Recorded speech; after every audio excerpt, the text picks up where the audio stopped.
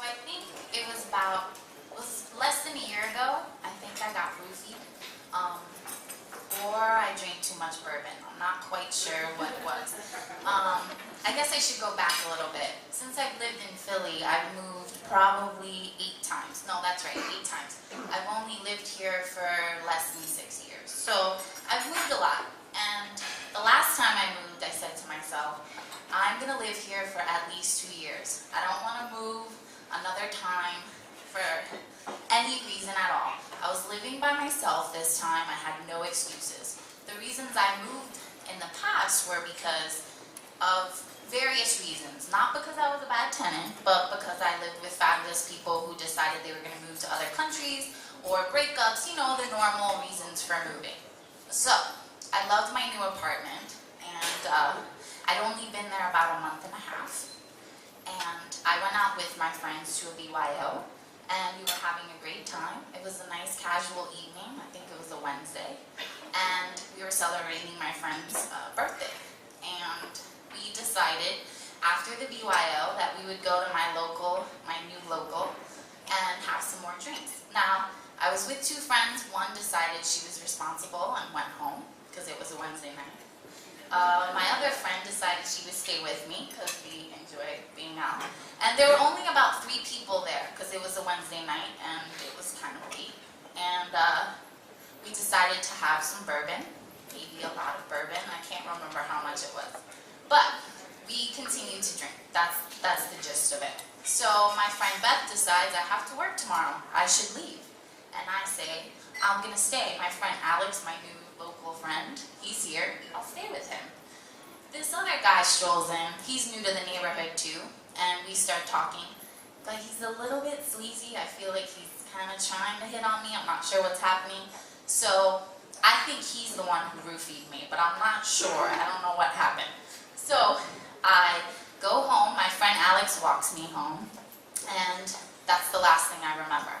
I wake up in the morning to sounds of construction. It's November. All my windows are open. I'm like, what happened? I'm there alone, so it doesn't matter. I smell this really awful burning scent. What is that? I walk into the kitchen. There are 2 bags of incinerated microwave popcorn in the sink that have obviously been extinguished. And the windows in the kitchen are open. And I think to myself, what happened? I have no idea what happened. So I'm like, all right, the coast is clear. Thank God for the construction. Get ready for work. Go into work. Tell a friend the story. Thank God no one knows about this. Thank God I didn't burn down my new apartment. I really like it. And about 4 days later, I get a text message from my landlord, who I wish the theme was landlord, because I could tell you a lot about him. He's fun. But I get a text message from him that says, we need to talk. And I think, the downstairs neighbors, it's only been a month and a half, but they've complained that my shower, every time I shower, is creating a leak in their bathroom. So every time I shower, I feel this immense guilt, but there's nothing I can do about it. Milton keeps calling me, what are you doing? Are you, of course it's my fault that the shower is leaking. I'm doing something crazy in there. So I think to myself, well, maybe it's the shower. It's like 9 o'clock at night. I say, I'll call you in the morning. I call him in the morning. I'm like, maybe it was the popcorn thing. Maybe they complained it smelled. They're a little sensitive. So I say, as soon as he answers, is this about the popcorn? Really sorry. Because it was late.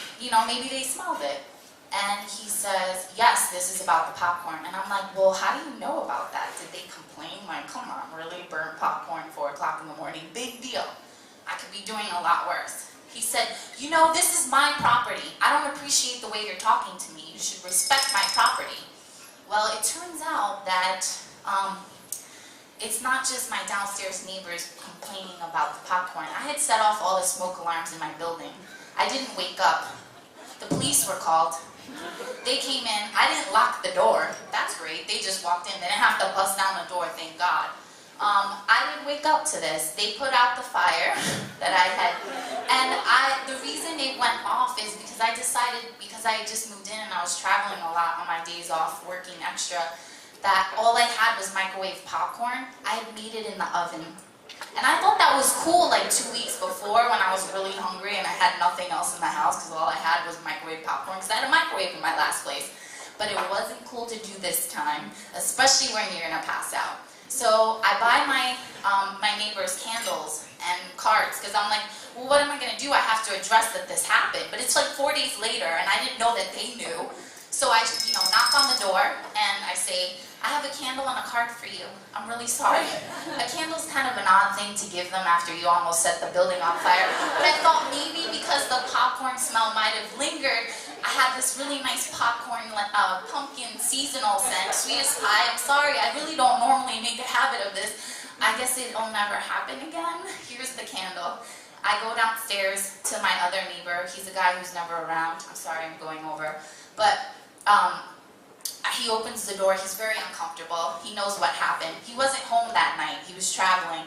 He said, yeah, I heard. I don't want anything, though. He's very uncomfortable for me. He's embarrassed for me. And I say, please take it, please. I'm really, really sorry. He said, no, I don't want to know. It's okay. I said, well, how do you know about this? He said, well, the neighbors across the street told me. The neighbors across the street know? Scandalous. I'm so embarrassed. I'm that neighbor. Thank you.